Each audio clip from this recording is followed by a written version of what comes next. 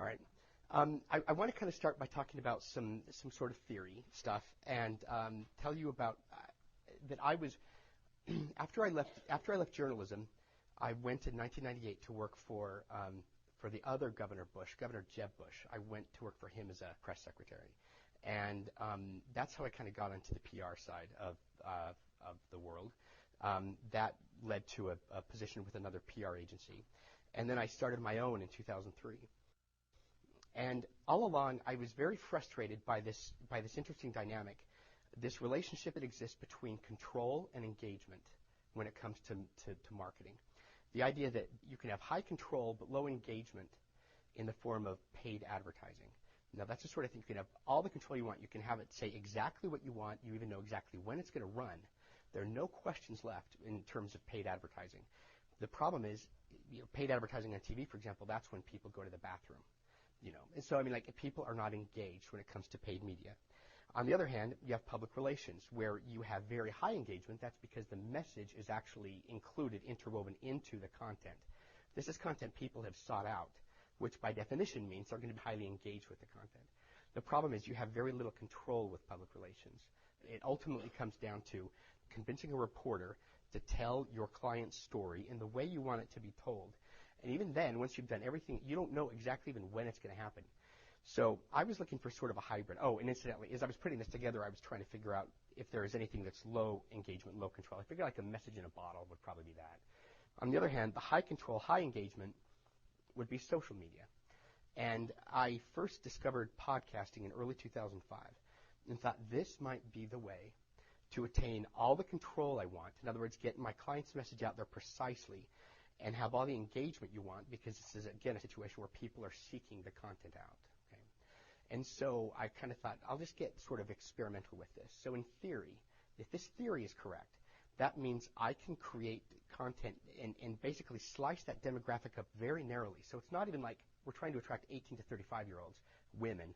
You can get much more specific. You can narrow it down to have a sense for the kind of education the person's going to have, the kind of income they have, based on the sort of content you put out there. So if you put out content to attract these people, you can make it very specific and slice that demographic pie up very, very, very narrowly. And that way, that adds another component to it, which is, I had to kind of turn this so you can see there's another axis here, what would have been the Z, which is the degree to which this is a targeted media. Social media, I realized, has the capacity to specifically target a group that you're after. But social media is another one of those things where it can be highly targeted. And so with that in mind, I decided to do an experiment, and I created a podcast series. I call it Business Jive. What I did was I decided to kind of start with the end in mind. I thought, what would be the most interesting and valuable potential audience to have? I kind of figured that would probably be like CEOs and future CEOs of high-growth companies.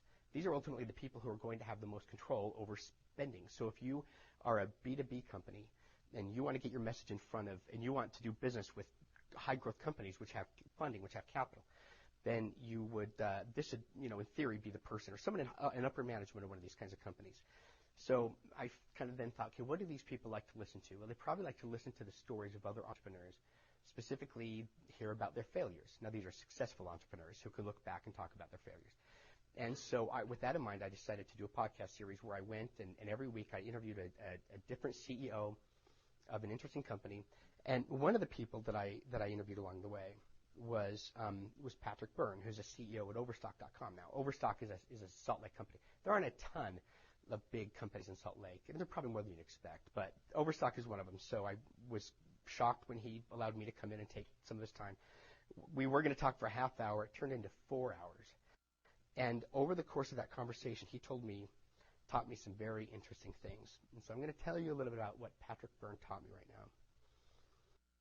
He taught me about legitimate short selling. Now, I'm only telling you this because I'm going to tell you about illegal short selling, what comes next. So I want to explain to you how this works. Now, I probably would not go into so much detail, but I know that you guys are business students, so a lot of you probably had finance, and so I think you might find this interesting. And any time anybody tries to explain how short selling works, they always say, well, there's person 1 here, person 2. It's always kind of confusing. People kind of get lost. So I've chosen to use 4 different people to explain how this works.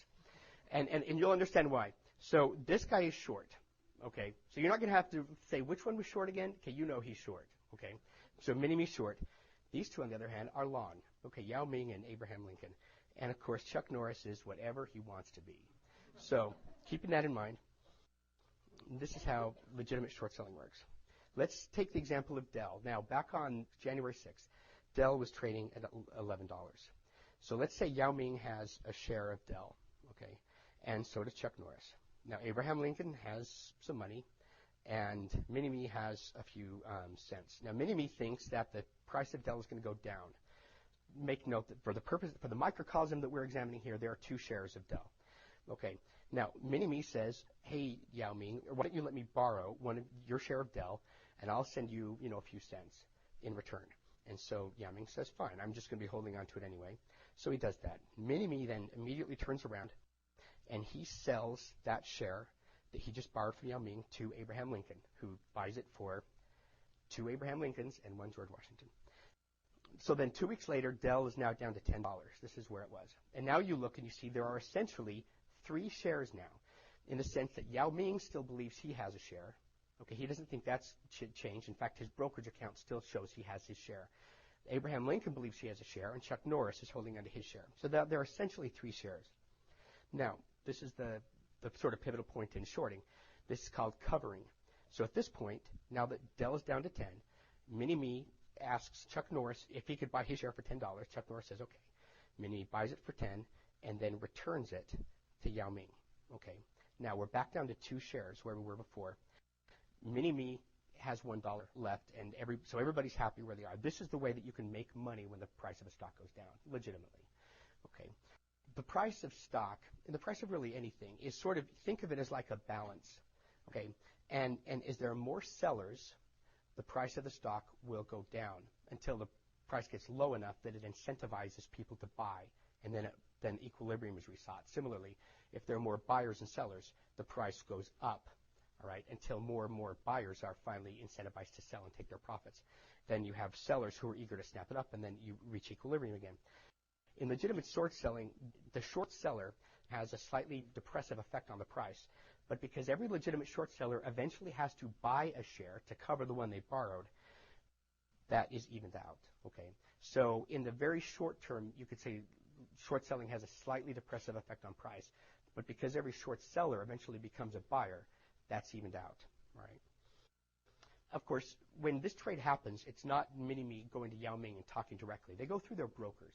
So Mini-Me might be with J.P. Morgan and Yao Ming with Goldman Sachs. And so their broker is the one that actually do the deal. But in truth, it's a little more complicated than that, because you have 4 individuals that are all involved in this transaction. And so because many transactions are complex like that, the many broker-dealers have banded together. They created another company called the Depository Trust and Clearing Corporation. This is probably the most important organization in the United States that you've never heard of. This is where the vast majority of stock transactions actually take place. So all the different brokers have their accounts within the DTCC where they have money and they have stock. Many trades happen during the day, and then at the end of the day, the DTCC sort of nets them out. So most of the transacting that happens in the stock market, the clearing and settling, actually happens in the Depository Trust and Clearing Corporation. Now you know how legal short selling works. I'm going to tell you about illegal short selling. Okay, so it's the same situation. Everything's the same, all right?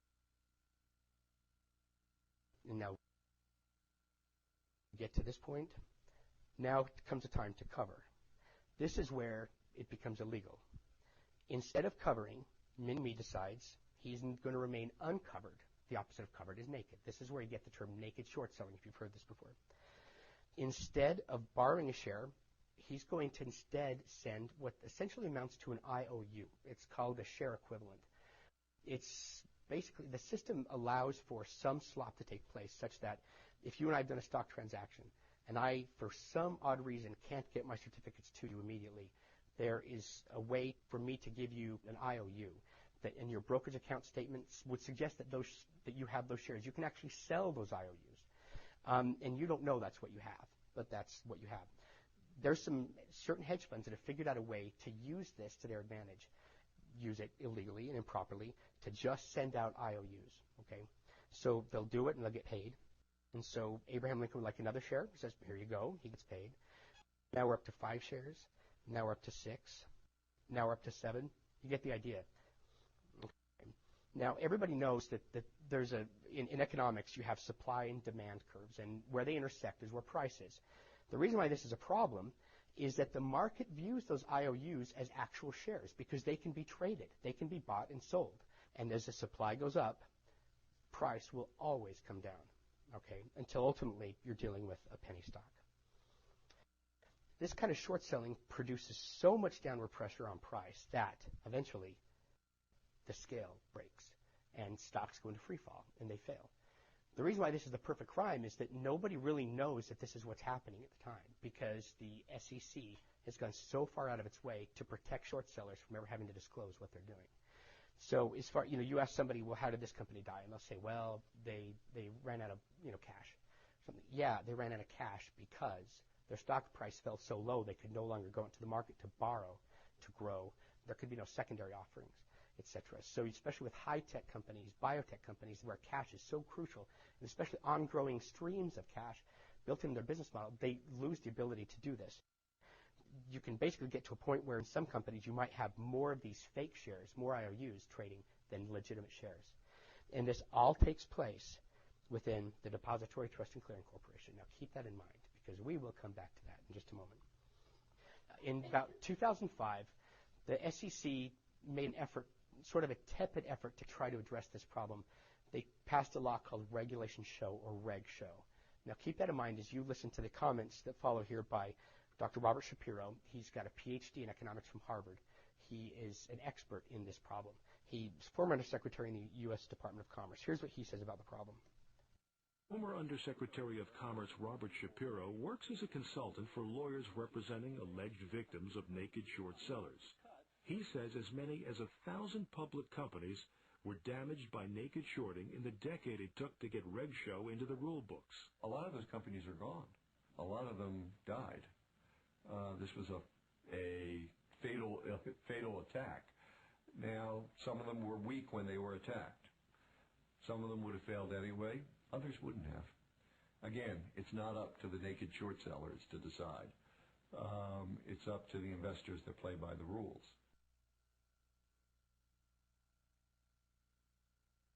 We know that two of the most important events of 2008 were the failures of Bear Stearns and Lehman Brothers. Now, after Lehman Brothers failed, the CEO of Lehman Brothers, Dick Fuld, was asked to testify before Congress about this. He said naked short selling contributed to both the collapse of Bear Stearns and Lehman Brothers. Naked short selling is an invitation to market manipulation. Now, the reason he knows that naked short selling contributed to the collapse of Bear Stearns is because Lehman Brothers was one of the brokerages that was used by hedge funds to carry out the attack on Bear Stearns. So he says this from a very unique and interesting perspective. I now want to look for just a moment also at the example of the failure of Bear Stearns. This chart demonstrates the relationship between price and fails. And when I say fails, that means fails to deliver. In other words, that's the number of IOUs that are injected into the system. So price in blue, fails in red. Something really interesting happens when you see that the real spike in the naked shorting began on the 12th of March of 2008. Well, something really, really interesting happened on the 11th of March 2008. There was an unusually high, a very unusual purchase of put options. Put options are another way to profit when a stock goes down. And it was so strange, there were stories that ran saying, who traded 55,000 Bear $30 puts on Tuesday? I mean, there were stories out there saying, who on earth did this? This was insane because the stock was trading at 65. And these puts were going to expire in 7 days. The stock was trading at 65. Somebody was betting that within 7 trading days that the stock was going to be below $30. It was going to have to drop $35.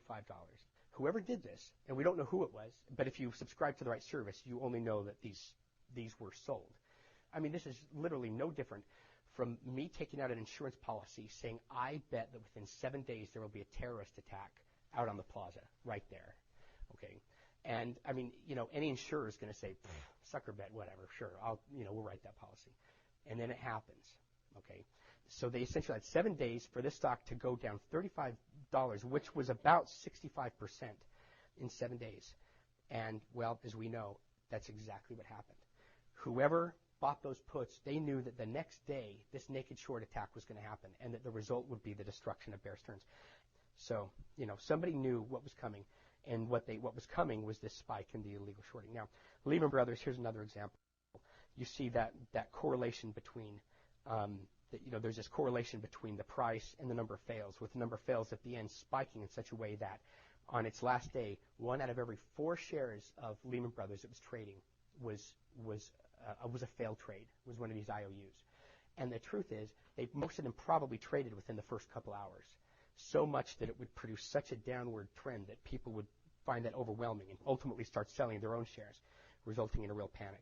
Well, because of that final week, it throws the scale of this completely off. I actually said, let's cut that last week and just look at what happened for the final few days. You can see that there was substantial naked shorting going into that, so essentially accompanying the entire downward trend. So you see that you basically have a point also. You can see these rough as these inverse relationships. Is the degree of shorting begins to back off, the stock suddenly begins to trend up. Then as it picks up again, the stock starts to fall again.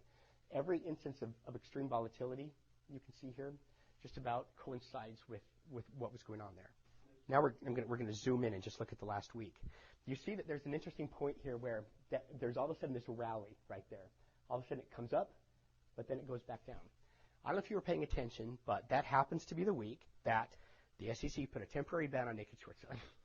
So it went up, and then as soon as the ban ended, it started again, you see here, and then it came back down. So, and then at the time they did that, the SEC actually said, the commission action aims to stop unlawful manipulation through naked short selling that threatens the stability of financial institutions. So they banned it for about 17 trading days or so. And then when it ended, that's when they finally put Lehman away. Okay. And we know that the result of that is the Wall Street Journal said, Lehman's demise triggered cash crunch around the globe. The economic problems we're having right now are a consequence of this. Okay. So, now, one could say that, and this is completely true, that Lehman had made some very unwise decisions, particularly with regard to the subprime mortgage thing, and complete truth to that.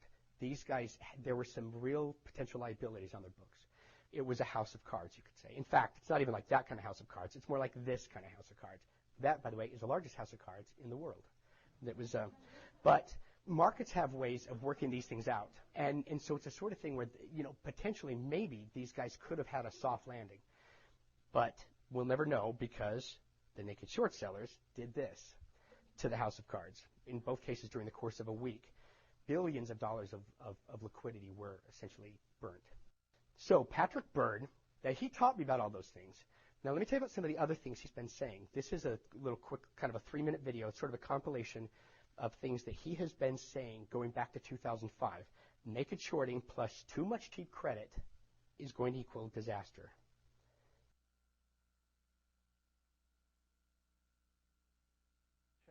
I think that this is just the tip of a much bigger scandal that is. I want to stop. I think that there is something going on in the American marketplace that has to be stopped. When it comes to light, it's going to be something that makes Enron look like a tea party. Well, that's a pretty powerful thing to say. I mean, Enron was a $100+ billion company. This is bigger. Read your own.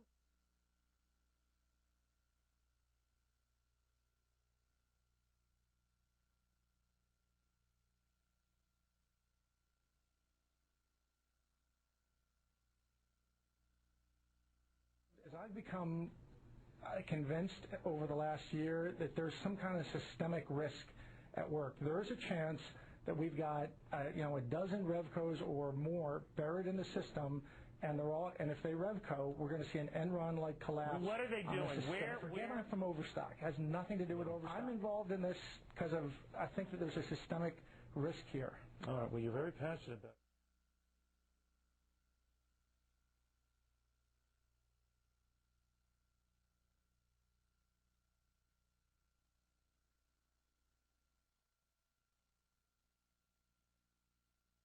I think that we're living at the edge of a 1929 kind of disaster. I'm in the wrong place to say that.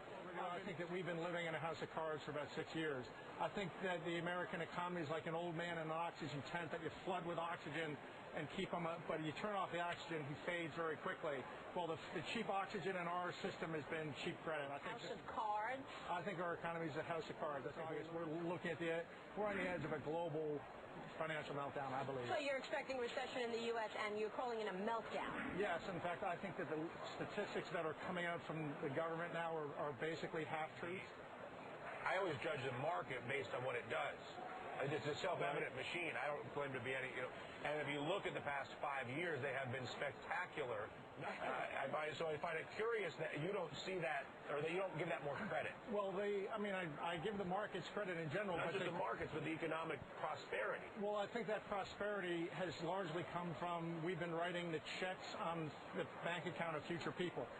In one way or another, the Fed and the Treasury have been inflating this economy with cheap credit for about 5 years longer than they should have, and I think it's all going to come to a pretty ugly end. Look, we got to talk about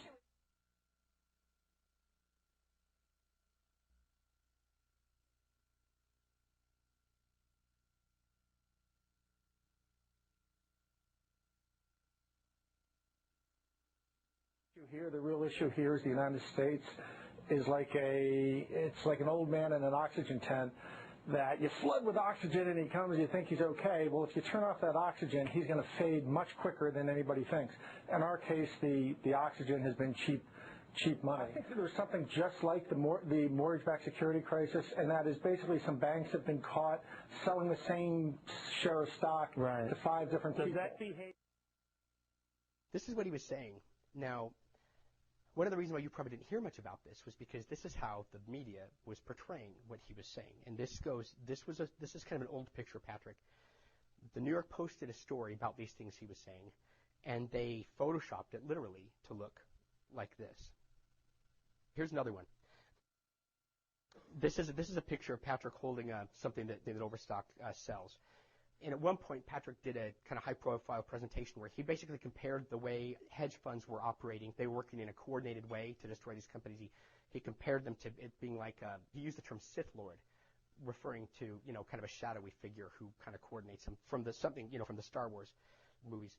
And so the New York Post, with no disclaimer or anything, this is how they photoshopped the image. And so that's reality, and that's reality on the New York Post. The reason why you haven't heard about this, in part, was because this is how the financial press, specifically New York financial press, have taken and basically repackaged and presented what Patrick's had to say to the rest of us. Well, there were many people who were aware of this problem, and they got fed up with trying to get the message out through traditional channels. So they started blogging.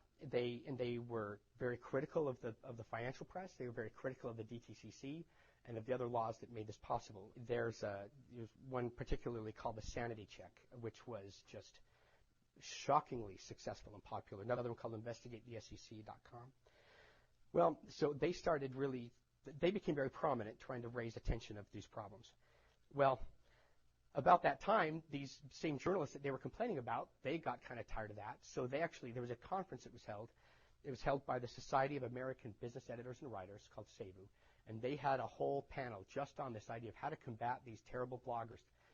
We knew this was happening, so we actually sent somebody in covertly to record the thing. And it is amazing. I mean, and I wish I could play the whole thing for you, but I've narrowed down to one clip for you now. This guy, Dan Colarusso, was the business editor of the New York Post, the same paper that put those doctored images of Patrick Byrne up. This is what he had to say when talking about how to deal with these terrible blogs, and by extension, Patrick Byrne, who everybody believed was the one who's actually behind all of them. I think about Patrick Byrne. I mean, we have barrels of ink and stacks of money and all the resources in the world at our disposal, legal and via our media, to crush them. Yeah, we're going to crush Patrick Byrne for these things. This is what the business editor of the New York Post said. Okay. Well, then on January 22nd, 2006, many things changed on that day. First, let me tell you about this fellow named Gary Weiss. He's a guy who had been a senior writer at Business Week. He wrote a very important article, one that's very important in terms of its reference frequently, called about the mob on Wall Street. He wrote a book called Born to Steal, again about the mafia on Wall Street, and another one called Wall Street versus America. And he also, at one point when he was at Business Week, wrote an article, a commentary called "Don't Force the Shorts to Get Dressed." It was essentially in defense of naked short selling. On the 19th of January 2006, he started this blog. And for the first 2 or 3 days, he just kind of blogged about general sort of businessy things. You know, like so-and-so has a great column here, or she says this, et cetera, et cetera. But then, on the 22nd of January, all of a sudden he took a very strange turn in a different direction. He started talking about naked shorting. And his position is basically best summarized here. It's highlighted. First, let's be clear about something. Short selling, naked or not, is good for investors. And then he goes on to make a case for why naked short selling is great, and why anybody who says otherwise is crazy. They're probably actually a fraudster, really. They're just trying to otherwise defraud you by inflating the price of a company, and naked shorting is the only way to defeat that. This is when everybody first kind of became aware of it. Like, who on earth is talking this way? It was very strange. Well, then that same day, all of a sudden, the New York Post reviews Gary Weiss's forthcoming book. It hadn't been published yet, but the New York Post reviewed it nonetheless. Now, this paragraph is interesting. The most provocative argument in Weiss's book is that naked shorting, or short selling a company stock without being able to borrow it first, per long-standing rules, is not only a good idea, but a necessary one. And then he goes on to write, this is guaranteed to send Overstock CEO Patrick Byrne and other disciples of his Stop Naked Short Selling crusade. Weiss dismisses a lot as a baloney brigade into further spasms. Now, what's really interesting is he says coming soon. That book was not to come out for 2.5 months. Now, that's ridiculous. Nobody reviews a book 2.5 months before it comes out. Nobody does. I've spoken with publishers. They say that's actually a bad idea. And Roddy Boyd, the guy who wrote this, who happens to be the same guy who wrote those 2 stories and whose boss is Dan Colarusso. Okay? I don't know if you're kind of beginning to see a trend here. So then, on the same day, on a Yahoo Stock message board, Lamborghini 751 that account was created. And the first thing he does is point everybody to the review, the New York Times review of Weiss's book. But then it's interesting, as he went on during his career, he would say interesting things like, Weiss is one of the most respected financial journalists in the country, talking about Gary Weiss.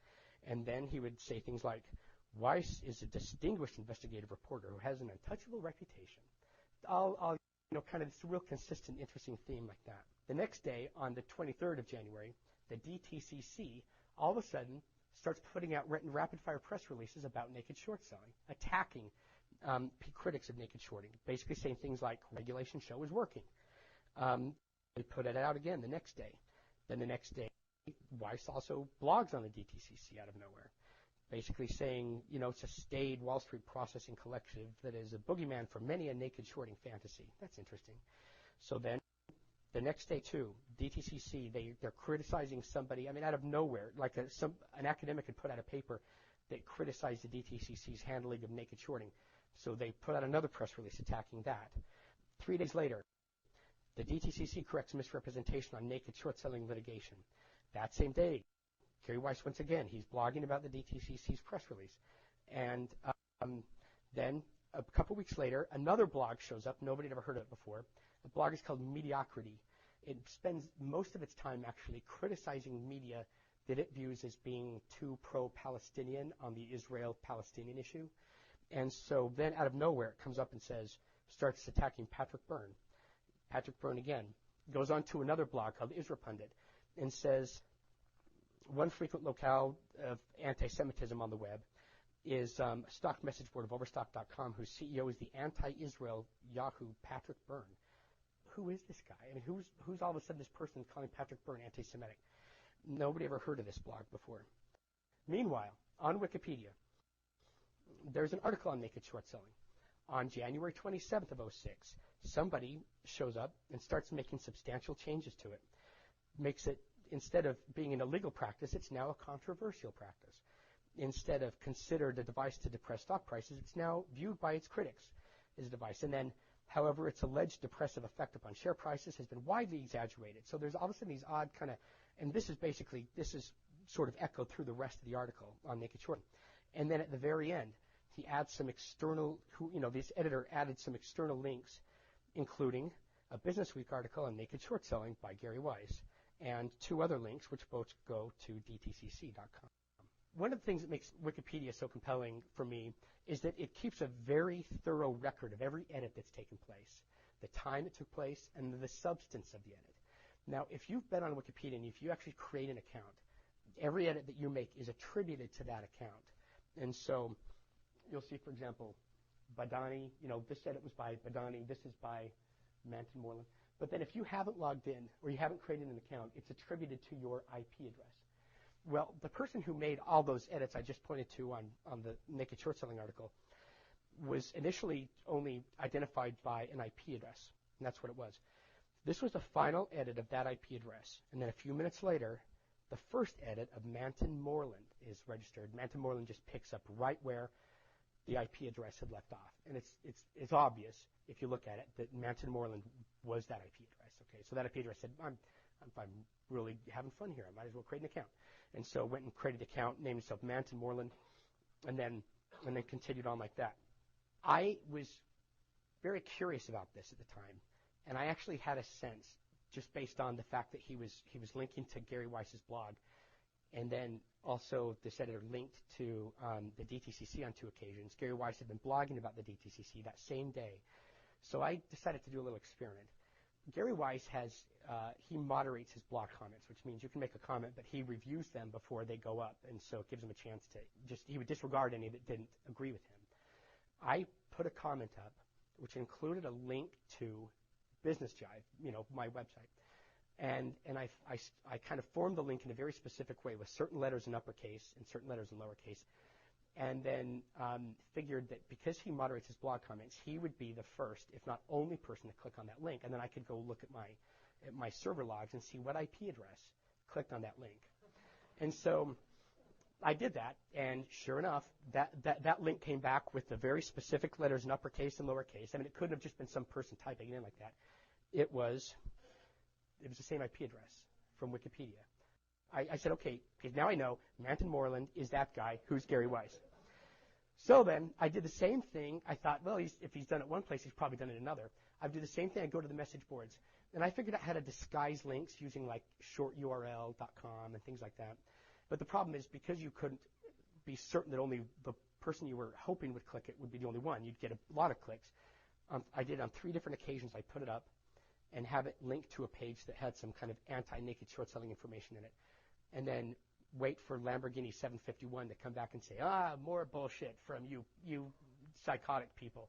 And then I would compare the timing of his comment with the timing of the hits on my server log, and I figured out, again, that same IP address was also Lamborghini 751. That was him. And there were others too. Now, we know that as far as blogs are concerned, he had GaryWeiss.com. Okay, that's where he does his blogging. What about Mediocrity? Is there any chance that was him too? Well, yes, I'll show you how I figured that out. Gary Weiss in 1995 did an article. In fact, it was a cover story in Business Week all about online investing. And way down toward the end, he writes, my AOL address, and this is 1995. I mean, I don't think he had any idea what he was doing. He's giving everybody his email address in the article. My AOL address is garywbw@aol.com. Well, about 10 years later, in 2005, he starts using Gary WBW when he's posting on Usenet discussion groups, okay? And nothing about finance. It's mostly, again, about Arab-Israel issues. So that's Gary WBW. Well, if you look at Usenet posts, if you look at the header, there's a way you can see the IP address of the poster, okay? And so I was able to see that Gary WBW was also used the name Dave Umansky. And Dave Umansky was always kind of saying, good job, Gary WBW. You know what you're talking about, and on and on. And then Dave Umansky then will also at times share the same IP address within the same few minutes as Ted Dickler was his name. Ted Dickler would do the same with Cat Allergist. Then Cat Allergist also same with Rick Ruby. Rick Ruby was on Usenet saying, oh, by the way, I've just started this new blog called Mediocrity. Now, it gets even more interesting than that, because it turns out Cat Allergist was the nickname of Marty Ross, Amazon reviewer Marty Ross, who, it just happens, loved Gary Weiss's book and gave it 5 stars, because it's definitely a case of ready, aim, and fire. Weiss scores a bullseye. Okay, so that's Marty Ross. He loves Gary Weiss's, both of his books, and he hates all the books of all these people that Gary Weiss has argued with publicly, in other settings. Well, interestingly, there's also an Amazon reviewer named Ted Dickler who loves Gary Weiss's books. Now, there's also a guy who just goes by George, and he loves Gary Weiss's books, and he hates all the same people who've written books that Gary Weiss doesn't like. Now, there's also another Amazon reviewer named Chuck Tatum, who is interesting because if you look at Mediocrity's Technorati profile, this Mediocrity blog was claimed by Chuck Tatum. So we have another connection there. And then Jim O'Reilly is another Amazon reviewer who, if you look at his Amazon profile and then you have an option to click on his wish list, you see that it actually says this is Gary Weiss's wish list. And there were actually several others, too. So the majority of the positive reviews of Gary Weiss's books were actually written by Gary Weiss himself. Now, that doesn't offend me quite as much as the fact that all these same identities he created on Amazon would then go and absolutely thrash the books, put just terrible reviews of people that Gary Weiss had issues with in real life. So time went on. Between February and May of 2006, Gary Weiss managed to retain control of the Naked Short Selling article. He gained control of the articles on Patrick Byrne and Overstock.com. He created the article on himself and took complete control over it. He went through Wikipedia adding dozens of links to his book. I mean, anywhere he could find an excuse to put them, he did. And then he got friendly with Slim Virgin. I'm going to tell you about Slim Virgin. You thought this was all interesting up till now? No. I'm just getting started. Anybody here ever play World of Warcraft?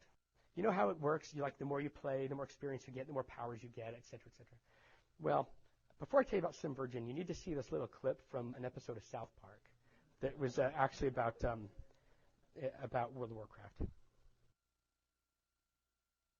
Oh, crap! It's that guy again! Who is this? This is the guy that kept killing us last night after you went to bed. He's a way higher level than us. It isn't fair. It's all right. He can't kill us unless we agree to duel. Oh my God! He killed Kenny!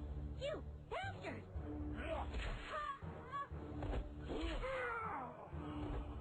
Don't you have better things to do than going online killing people?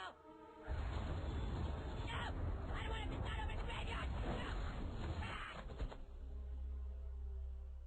That son of a bitch! Okay, so in World of Warcraft, that guy essentially is mirrored on Wikipedia by Slim Virgin. Now, this is the actual image she uses for herself.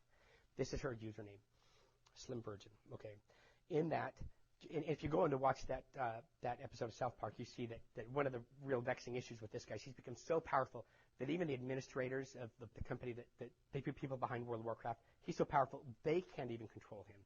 And so anyway, hilarity ensues. It's a really funny episode. You should watch that one. Anyway, just to give you an idea about the nature of Slim Virgin, and I'm going to come back and explain more of this later. This was an editing pattern. This is kind of a technique I developed for kind of trying to figure out with two people that claim to be different people in Wikipedia, the same ones. And that's where you take their whole edit history and you put the time of day along the X ordinate and the date on the Y, and then you just do a simple scatter graph. And you'll see that people have to sleep. You see that this is sleep, all right? This is wake, and this whole thing is pretty typical. That's pretty normal. Now, I'm going to show you some Virgin's editing pattern. That's it. There's no identifiable sleep pattern, no wake pattern, and that is crazy. This was her approach to Wikipedia, basically. It was nonstop. There were many times where we found her editing up to 27 hours in a row with no more than a 5-minute break. Now, you remember, a few years ago, you'd always hear about some kid in Korea who played so much World of Warcraft he'd die in front of the thing. We kept waiting for that to happen to her because it was she was so obsessed with this. She'd just edit all the time and became, over time, so unusually powerful in a strange way. She kept getting, advanced to new levels, given new abilities to delete things and to delete people and block people and all that. Now, at the same time, the way Gary Weiss got friendly with Slim Virgin is he was helping to create, when he wasn't editing the naked shorting stuff, he was editing stuff relating to Israel and the Arab-Israeli conflict. And he at one point got together with Slim Virgin, and they worked together to try to create a category in Wikipedia called anti-Semitic people.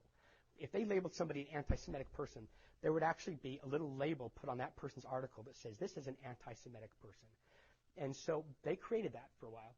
They put people they actually got Martin Luther, not Martin Luther King, but Martin Luther added to it, Mel Gibson, Menejad from Iran, which is he'd probably label himself that. But, So, like Louis Farrakhan, they worked really hard to get that, to essentially make it sort of official. So Wikipedia officially views this person as anti-Semitic. That's how Gary Weiss and Slim Virgin got to be good friends. Gary was always kind of there to get her back, and he was sort of the grenade lobber when it was something just too extreme for her to do. I one day kind of had an aha moment when I was looking at all this, and I realized what's happening here. Gary Weiss is preparing a way to officially label Patrick Byrne anti-Semitic. I realized that's what he was going to do.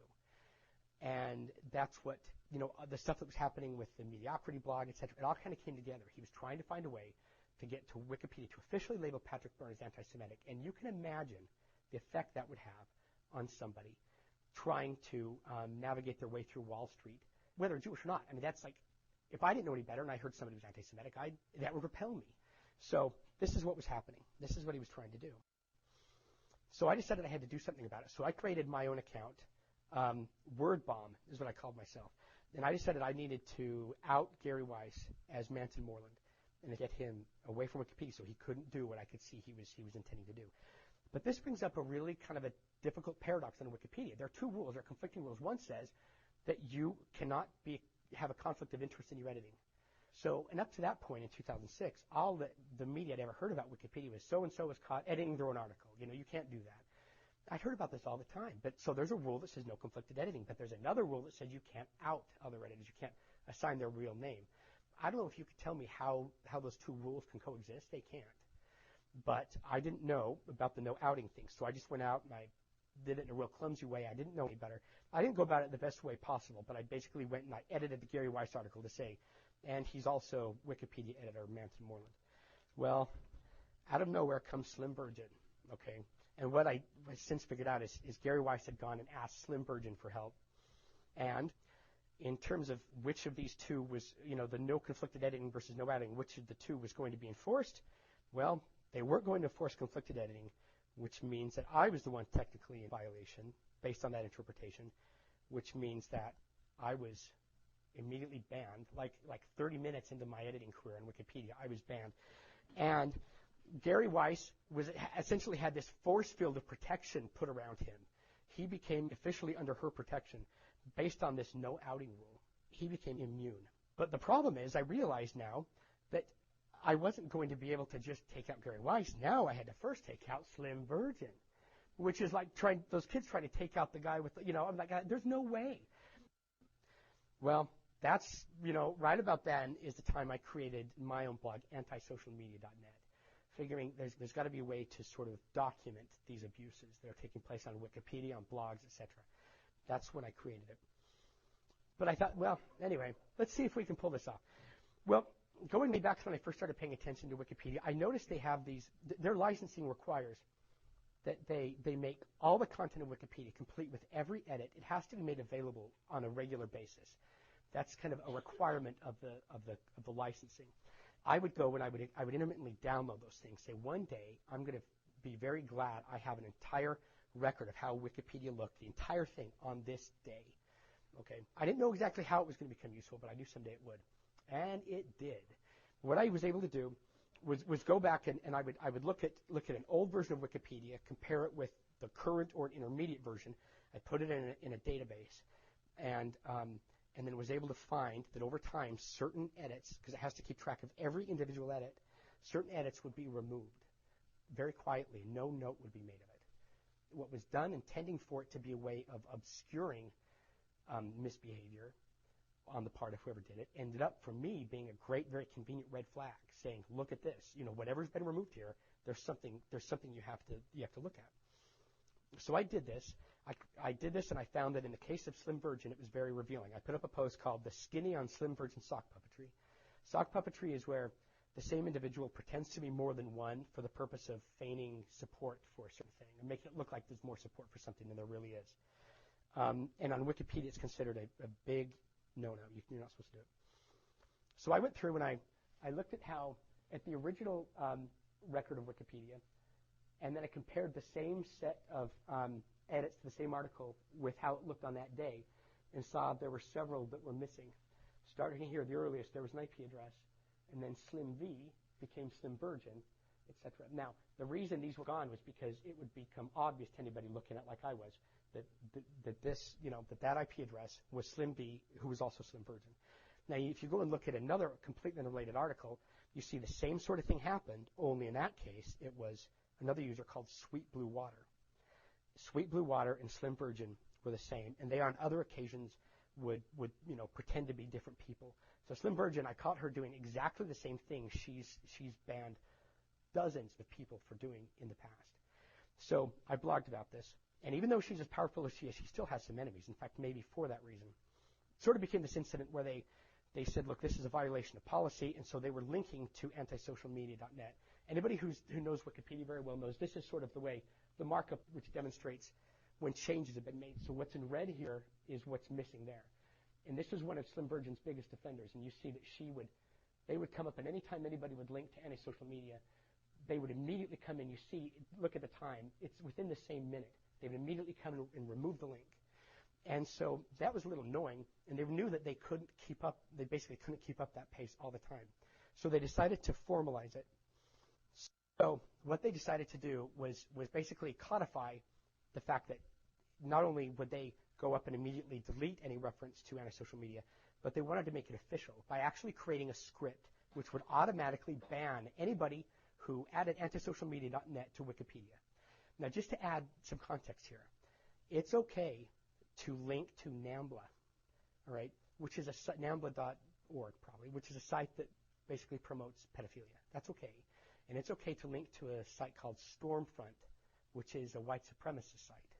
And there have been big debates on that when ultimately they said it's okay. And it's okay to link to other sites which espouse all kinds of misogyny, anything you can imagine. They wanted to make antisocialmedia.net the only website that you could not link to from Wikipedia. So much so that it wouldn't even be a matter of somebody coming up and cleaning up after you do it, but that a script would automatically ban you no matter who you are if you did it. I mean, it was the strangest thing. So they instituted this whole process. They called it bad sites. It's the sites that can't be linked to. So what they did first was they made it so nobody could edit from My Neighborhood, or I was at this point working at Overstock.com, or Overstock.com. So nobody in My Neighborhood could edit Wikipedia, nor could you do it from Overstock.com.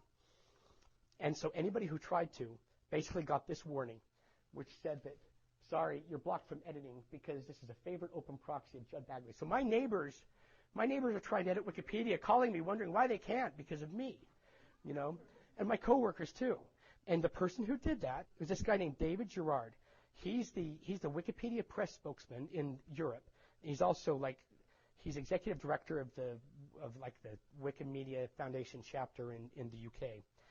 And does anybody recognize the guy he's sitting next to? That's Jimbo Wales. He's the founder of Wikipedia. Okay, so then they created an article on me. They put a link to antisocialmedia.net in it. Then they immediately removed the link and then launched arbitration in order to brand antisocial media the first bad site. Okay, and then they went through and banned pretty much anybody who dissented was immediately banned. And I'll show you an example of that in a minute. But what's even better is that they also said, even though we're debating antisocialmedia.net, the prohibition against linking or mentioning antisocialmedia.net was still in place. So you have this huge debate over a thing that nobody could mention. Now, there was one of the people who took a dissenting voice on this, made herself heard. Her name was GDET, and she kind of challenged one of Slim Virgin's friends on this by basically saying, would it be fair to say that Wikipedia's current working definition of a word bomb sock puppet is anybody whose edit focus, either wholly or in part, on naked short-selling related articles and who opposes Manson Moreland and Semi Harris? Semi Harris was also Gary Weiss, by the way. And so the other guy said, basically, yes. She says, of course they're common traits. My question is whether they're enough for a positive ID. He says, I would say so. In other words, they were banning people only because of their opinion. If their opinion mirrored mine on this issue, that was enough for them to be eliminated from Wikipedia. Okay. So then, along the way, Slim Virgin creates this private email list. It got so ridiculous, and people started giving me the email that was sent back and forth on this. On one occasion, Jimbo Wales wrote, I just want to go on record as saying I believe that Manson Moreland is in fact Gary Weiss. So he knew, okay. But about a month and a week later, when somebody else was kind of trying to make an issue of it, Jimbo Wales showed up and basically stopped the debate and told this guy, I fear you've been manipulated by lying stalkers and trolls. Now, if you read the context of that, you know the lying stalker and troll is me. So publicly, he's saying, I'm lying and I'm a stalker and a troll for claiming Gary Weiss is Manton Moreland. But privately, he tells everybody he knows it's true. This is Jimbo Wales, the guy who, the founder of Wikipedia. Well, ultimately, Weiss did have his downfall, and I'll tell you how it happened. A few months later, finally, the situation got so bad that it was agreed that there was going to be an official kind of an arbitration to look at all the evidence on the Gary Weiss, Manton Moreland issue. So many people came out, and we all found ourselves with an odd challenge, and that was because of the anti-social media, the fact that there was the ban in place, you couldn't mention it. Nor could you mention any of the evidence that I had put up on anti-social media. So nothing that I had used to prove this so far could actually be published, could actually be put up on Wikipedia. You couldn't do it. So we had to go find all new evidence to demonstrate this link. And we had all these guys, all these statisticians came up, and they did all these analyses, and they created all these graphs demonstrating the likelihood that these people that were believed to be Manton Moreland, Gary Weiss, were the same person, that they would edit together so high, the coefficients of probabilities. It was all, actually, it's more than I even understand. But it was everybody agreed this is more than had ever been done, ever been undertaken at any time to try to prove this sort of thing. But the one that ultimately did it was when we put out there this thing that showed his editing habits, his editing patterns, and the fact that anomalous patch right there. Turns out, during that exact period, Gary Weiss was in India, and we know that because he wrote a column for Forbes right then with Dateline Varkala, India, right during that period and he goes on to talk about why he's in India. So his editing shifted during that point to coincide precisely with the time zone in India. And so this was the thing that finally convinced people that of what we had been, that Manton Moreland was in fact Gary Weiss. This was the thing that finally did it. And so everybody's really excited, thinking this was going to be it. And what we were hoping was that the simple solution would be Gary Weiss would be blocked from having access to any of the 2 million articles on Wikipedia. That was just on the verge of happening, but then Jimbo Wales shows up. Nobody asked him, but he still said, I personally have seen no persuasive evidence that Gary Weiss is Manton Moreland. And that was essentially his way of saying, you better not do this. Instead, the solution they came up with was, it wasn't a matter of blocking Gary Weiss from those 2 main articles. Instead, a little piece of Wikipedia was put off over there, and everybody else was blocked from it. They'd made it so they said in order to edit those 4 articles, you have to jump through all these hoops in order to do that. Those rules only apply for those 4, for nobody else. Consequently, nobody wants to touch them. And so to a large degree, they still reflect the flaws that Gary Weiss put there. So that was their solution that they came up with, was the disinformation that he inserted into those 4 articles was going to persist. Now, the good news is everybody else was convinced of what I'd been saying. Consequently, even Slim Virgin found him a little too radioactive, and she even withdrew her support from him. He lost his little force field of protection, and he was on his own. And fortunately, about 3 weeks later, he screwed up, and he accidentally let his IP address show through. And so on March 12th of 2008, that was it. He was finally banned. So Gary Weiss, it took all that effort. We had to first take care of Slim Virgin, and then we could finally take care of Gary Weiss, but we did it. So now the question becomes one of motive. A lot of people wonder, why would he go to all this trouble? Well, the answer to that can also be found in Wikipedia. In the editing history of an article on a certain Catholic parish in Greenwich Village. Anybody who analyzes Wikipedia editing histories would look at this and tell you what I'm about to tell you. Anytime you see an article, created by one person and edited exclusively by that person, except for one IP address kind of tucked in the middle, that is this person who forgot to log in for some reason. So for some reason, they didn't log in, and so their IP address shines through. Does anybody want to guess what that IP address belongs to? It is the Depository Trust and Clearing Corporation. This place is Fort Knox. It has armed guards. You cannot, it's not like you can just show up and say, hey, let's go to lunch. I'll sit and play solitaire while I'm waiting for you, and maybe I'll edit Wikipedia. It's so secure. And yet Gary Weiss was using a computer at the DTCC. Okay, so we then were basically able to put it all together and realize this is our theory, that the DTCC that they were tired of getting battered by all these bloggers. And they realized they had to put together a PR offensive to counter the way they were getting hammered on the naked short selling issue. They decided to recruit a blogger of their own. Okay, and that blogger was Gary Weiss. All right. They then went further and said, okay, now so you blog about us, link your blog to us, keep talking about us, make it relevant, go into the message boards, go into Wikipedia, et cetera, which also explains why he's so pro naked shorting. This is the same entity that knows exactly who's doing the naked short selling. That's the hub in the wheel. So when we figured this out, I blogged about it, and I asked the DTCC spokesman for comment. Well, it didn't come. It didn't come after days and days and days. I kept bugging him. It didn't come. He would send me an email, but there'd be nothing in it. And I kept bugging him. Finally, I got a response from the DTCC. But this is probably the weirdest thing I've ever seen in my life. It didn't come from the DTCC. It came from Roddy Boyd, who, as you'll recall, is the same guy who wrote those stories and whose boss is the one who says they want to crush Patrick Byrne.